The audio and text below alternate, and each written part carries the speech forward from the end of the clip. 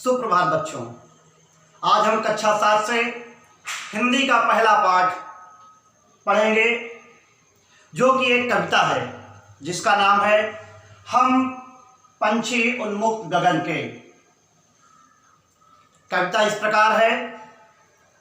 हम पंछी उन्मुक्त गगन के, पिंजरबद्ध न गा पाएंगे, कनक तेलियों से टकराकर पुलकित पंख टूट जाएंगे। हम बहता जल पीने वाले, मर जाएंगे भूखे प्यासे, कहीं भली है कटुक निबौरी, कनक कटोरी की मैदा से। स्वर्ण श्रृंखला के बंधन में अपनी गति उड़ान सब भूलें, बस सपनों में देख रहे हैं तरु की फुनगी पर के झूले।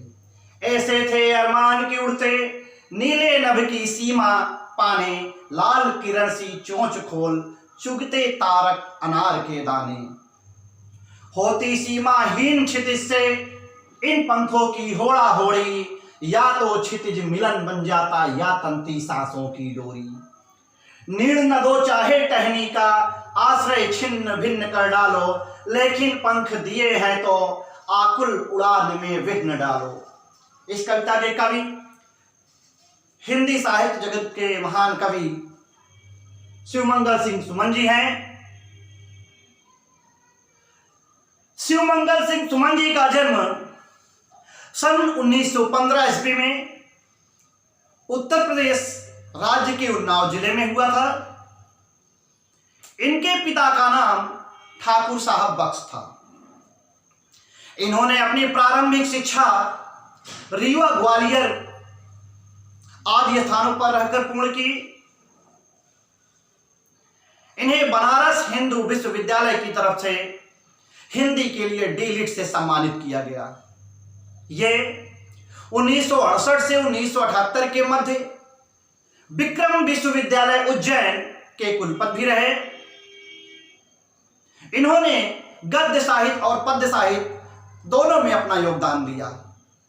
इनकी रचनाओं में कुछ प्रमुख रचनाएं इस प्रकार हैं। वाणी की व्यथा, युग का मोल, हिल्लोल, मिट्टी की बारात आदि। भारत सरकार की तरफ से इन्हें कुछ पुरस्कारों से सम्मानित भी किया गया। सन 1958 ईस्वी में देव पुरस्कार से, 1974 ईस्वी में साहित्य अकादमी पुरस्कार से, 1974 में ही पद्मश्री पुरस्कार से, 1993 में भारत भारती पुरस्कार से और 1999 में पद्म भूषण पुरस्कार से इन्हें सम्मानित किया गया। सन 2002 में अचानक से दिल का दौरा पड़ने से इनका निधन हो गया। बच्चों, कविता में कुछ कठिन शब्द आए हुए हैं जो इस प्रकार हैं। आइए हम उन कठिन शब्दों के अर्थ देखते हैं। पक्षी, चिड़िया, गगन, आकाश, कनक, सोना, पुलकित, आनंदित, कटुक, कड़वा, स्वर्ण, सोना, तरु, पेड़। यह है श्रृंखला, श्रृंखला, कतार, अरमान, इच्छा, नभ, आकाश, तारक मीन्स तारे, सीमाहीन बिना सीमा के, नीड़, घोंसला। आइए हम लोग कविता की सप्रसंग व्याख्या देखते हैं। हम पंछी उन्मुक्त गगन के, पिंजरबद्ध न गा पाएंगे, कनक तीलियों से टकराकर पुलकित पंख टूट जाएंगे। प्रसंग इस प्रकार है। प्रस्तुत पंक्तियां शिवमंगल सिंह सुमन द्वारा रचित कविता हम पंछी उन्मुक्त गगन से लिया गया है। इन पंक्तियों में कवि ने पक्षियों के माध्यम से स्वतंत्रता की बात की है। व्याख्या इस प्रकार है। कवि कहता है कि हमारा बसेरा खुला आकाश है, हम उड़ते हुए ही खुशी के गीत गा सकते हैं। यदि हमें पिंजड़े में बंद कर दिया जाए तो हम चहचहाना भूल जाएंगे।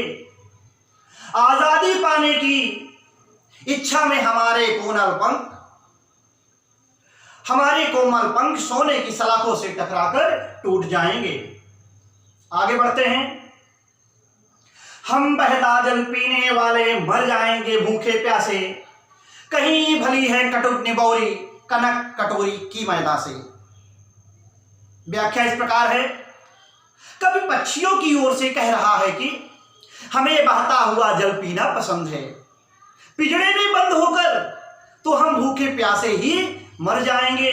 हमें तो सोने की कटोरी से मिलने वाले दाने से अच्छा तो कड़वे नीम के फल लगते हैं। अर्थात गुलाम होकर सुख सुविधाओं से भरे हुए सोने की सलाखों वाले पिंजड़े में मिलने वाले दाने से कहीं अच्छा स्वतंत्र होकर कड़वे नीम के फल खाने हमें अधिक प्रिय हैं। आगे बढ़ते हैं। स्वर्ण श्रृंखला के बंधन में अपनी गति उड़ान सब भूले, बस सपनों में देख रहे हैं तरकी फुनगी पर के झूले। कवि पक्षियों की ओर से कह रहा है कि हम सोने की जंजीरों के बंधन में पड़कर अपनी चाल और उड़ने का ढंग भूल जाएंगे।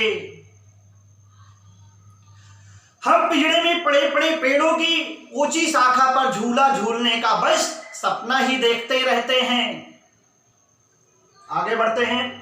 ऐसे थे अरमान की उड़ते नीले नभ की सीमा पाने, लाल किरण सी चोंच खोल चुकते तारक अनार के दाने।